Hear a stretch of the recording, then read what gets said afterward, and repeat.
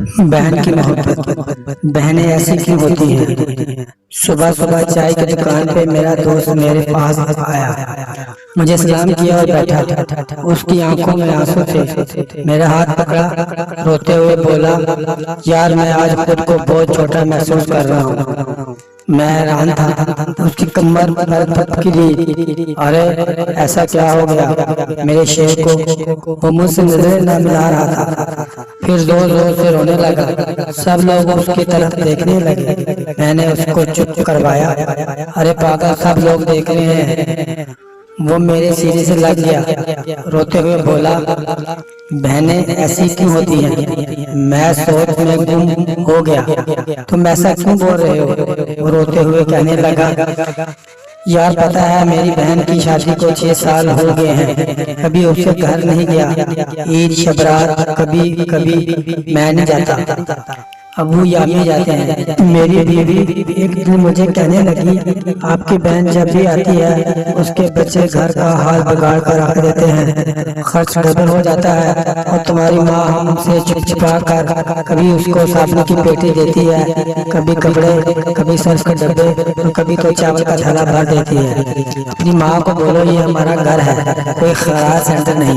यार मुझे बहुत गुस्सा आया। मैं मुश्किल से खर्च पूरा कर रहा हूँ और माँ सब कुछ बहन को दे देती है। बहन एक दिन घर आई हुई थी, उसके बेटे ने टीवी का रिमोट तोड़ दिया।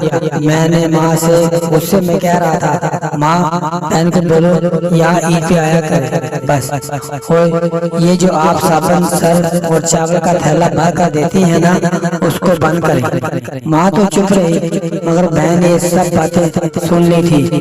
उस वक्त 4 बज रहे थे। अपने बच्चों को तैयार किया और कहने लगी, भाई मुझे बस स्टॉप तक छोड़ाओ। मैंने झूठे मुंह कह रहा था कुछ दिन और रह लेती, लेकिन वो मुस्कुराई और कहने लगी, नहीं भाई, बच्चों की छुट्टियां खत्म होने वाली हैं। फिर जब हम दोनों बहन भाइयों में जमीन का बंटवारा हो रहा था, तो मैंने साफ इनकार किया कि मैं अपनी जमीन से बहन को कुछ नहीं दूंगा। मेरी बहन सामने बैठी थी, वो खामोश थी, कुछ ना बोली। माँ ने कहा, बेटी का भी हक बनता है, लेकिन मैंने गाली देकर कहा, कुछ भी हो जाए मैं बहन को हिस्सा नहीं दूंगा। मेरी बीवी भी बहन को बुरा भला कहने लगी। वो बेचारी खामोश थी, कुछ न बोली और चली गई। दिन गुजरते गए, कोरोना बीमारी की वजह से कामकाज बंद होने लगे। मेरे बड़े बेटे को टीबी की बीमारी हो गई। मेरे पास उसका इलाज करवाने के पैसे नहीं, बहुत परेशान था। लाखों का कर्ज भी ले चुका था, भूख सर पर थी। मैं बहुत परेशान था, कमरे में अकेला बैठा था, अपने इन हालात पर रो रहा था कि इतने में बहन घर आ गई। मैं गुस्से से बोला, अभी आ गई है मनोज। बीवी मेरे पास आई, कोई जरूरत नहीं गोश्त या बिरयानी पकाने की। इसके लिए फिर 1 घंटे के बाद मेरे पास आई, भाई परेशान हो? मैं मुस्कुराया, नहीं तो बहन। मेरे सर पर हाथ रख कर फेरा, बड़ी बहन हो, तुम मेरी गोद में खेलते रहे हो, अब देखो मुझसे भी बड़े लगते हो।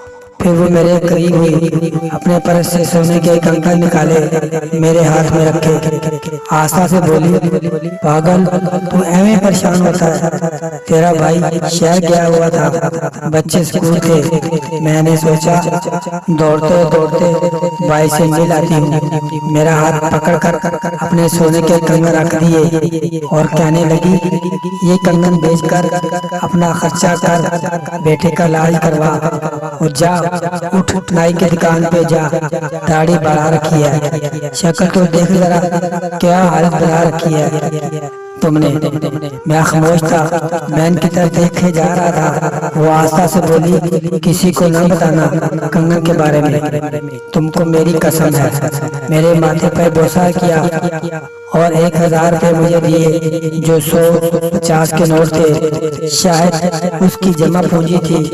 मेरी जेब में डालकर बोली, बच्चों को गोश्त ला देना, परेशान ना हुआ कर, तेरी भाई को तनख्वाह मिलेगी तो आऊंगी। फिर जल्दी से अपना हाथ मेरे सर पर रखकर कहने लगी, देख मेरे भाई कितने बाल सफेद हो गए हैं, अब बाजार जा और दाढ़ी मंडवा कर आओ। वो जल्दी से जाने लगी। उसके पैरों की तरफ मैंने देखा तो टूटी हुई जूती पहनी हुई थी, पुराना सा दुपट्टा ओढ़ा हुआ था। जब भी आती थी वही दुपट्टा ओढ़ कर आती। यार मैं अपनी बहन की इस मोहब्बत में मर गया हूँ। हम भाई कितने मतलब प्रस्त होते हैं, बहनों को पल भर में बेगाना कर देते हैं और बहनें भाइयों का जरा सा दुख बर्दाश्त नहीं कर सकती।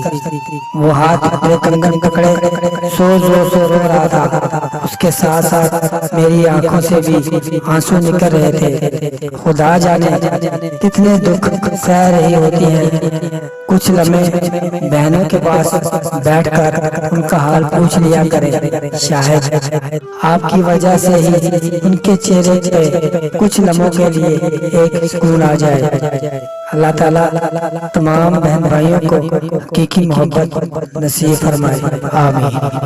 चैनल को लाइक, शेयर और सब्सक्राइब करें ताकि हम बार बार मिलते रहें।